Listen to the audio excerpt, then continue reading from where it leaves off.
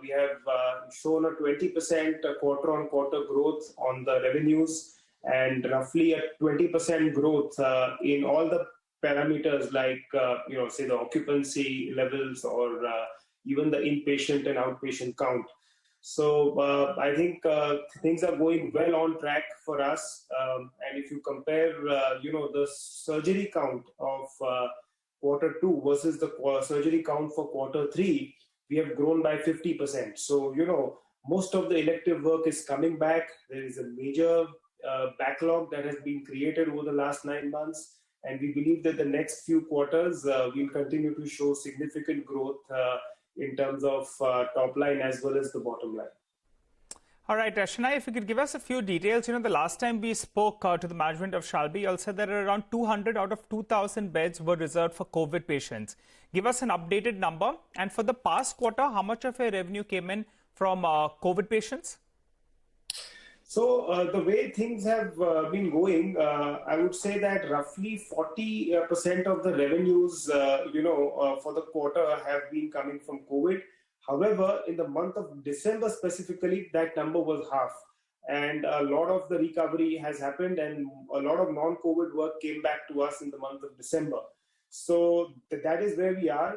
In terms of what is going on right now, the number of COVID beds that are occupied as a percentage of the total number of beds would not even be 5%. So, we are not seeing an increase in the COVID patients anymore.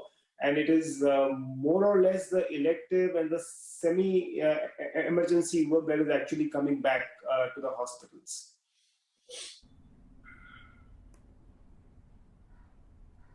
Okay. All right. So there is not that much of an increase in COVID patients that you're seeing as of now. So can you just tell us, are you reducing the number of beds which are allocated to COVID patients, for example, even in the ICU space? And give us a sense in terms of what kind of occupancy levels would you be probably targeting for the next quarter, for the next 2 quarters? See, we have reduced the number of COVID beds at the hospitals, but as if in case there is an emergency and if there is another wave, we are always prepared to convert those beds into COVID beds.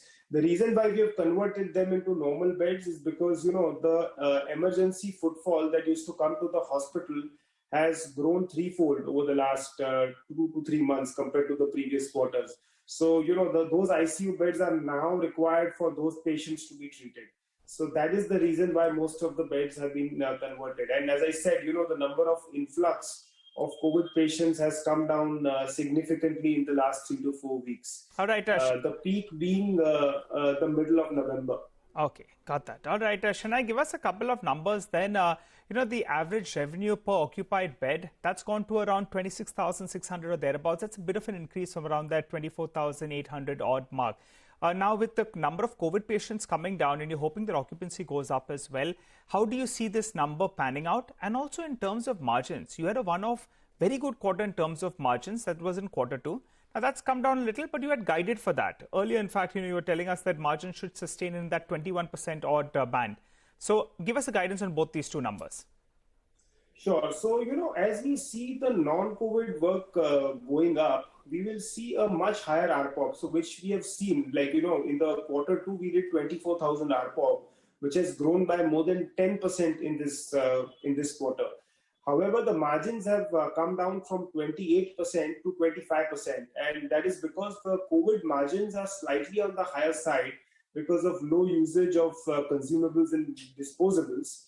However, the absolute EBITDA for us has gone up because the top line increase has been quite significant. The top line increase has been in excess of 18%. And, so which is why, we still see there is an increase in the EBITDA numbers. Now, assuming that we won't have a lot of COVID patients and we won't have a second wave, we can safely assume that, the EBITDA margin will basically consolidate at around 23 to 25% going forward. And the ARPOBs will inch towards 30,000 rupees. So that is what we feel is likely to happen. Okay, all right. So you are expecting some kind of improvement. But just leave us with the fact that what exactly is your long-term plan? Are you probably looking to maybe, undertake some amount of capex, considering the amount of concentration that you have in terms of EBITDA in your 4 main hospitals? And have you taken on any sort of debt in order to probably accommodate that capex? So are you thinking about it? Sure. So we are operating 11 hospitals, as you might know, and we are at a capacity utilization where we can grow threefold within the existing capacity. So last 2 to 3 years, we have been largely trying to consolidate without adding any significant capex. However, there are 2 projects that are upcoming for us. That is the Asha Parekh Hospital in Mumbai, which is going to take 2.5 to 3 years from now. And that project got delayed by a year because of COVID. And the other hospital is coming up in Nashik, which is another 150 beds. So there is a capital outlay of around 150 to 200 crores over the next 2 to 3 years going forward for this new capex addition.